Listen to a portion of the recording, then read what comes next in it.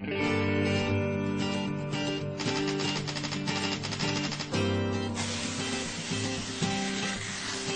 is justice? Why you should do a 24/7 prayer week.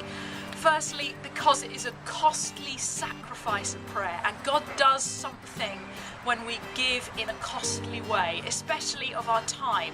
I don't know about the whole world, but we in the West, we're very precious about our time. This is my space, this is my hour, this is my free time. And when we give it up and we say, do you know, I don't care, I'm going to spend it praying, I'm going to spend it in a sacrificial commitment of prayer with my community, then God changes something. God moves in a new way in our midst. This is Sanctuary 21, a house of prayer. People essentially come from everywhere to come and pray, and we have a series of prayer rooms and a cafe and a prayer hatch out onto the street where people come and pray effectively. We call it our mercy seat on the street. I cry for justice. I cry for women and young girls who are forced into prostitution and human trafficking. Cry for justice. I cry for the sharing of resources between countries.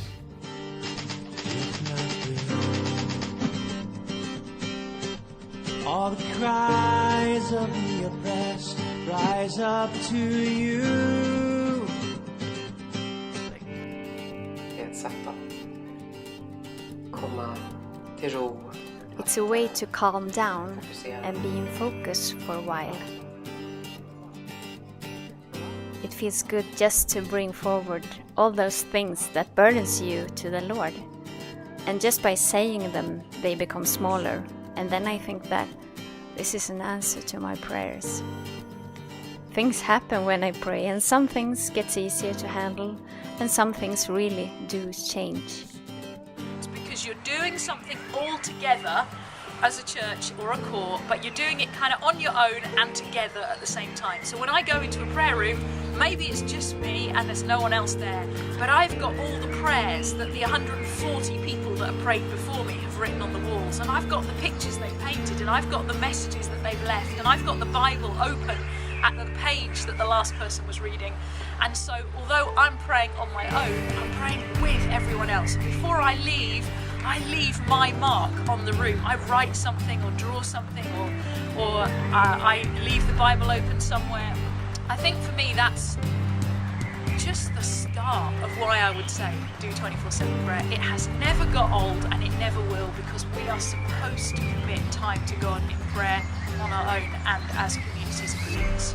Faith moves the mountains, praise persistently, hearts with heavy burdens that 24/7 prayer, and it has been very, very, very successful in my life. It has a personal touch, and also it has created an interrelationship between me and God, and it has created that closeness and transformation and new rebirth and renewed in my call. I just feel that now I'm fresh and I can be able now to continue with this journey. The Chief of Police wanted to thank us here for bringing crime down in this city centre here, and I felt that was very profound, and he said something which I think is important. He said if every city had a space like this, it would make their job a lot easier, and I believe that's where the Salvation Army, we are essentially needing to be rooted, is in justice for the poor, the needy, and those who are broken.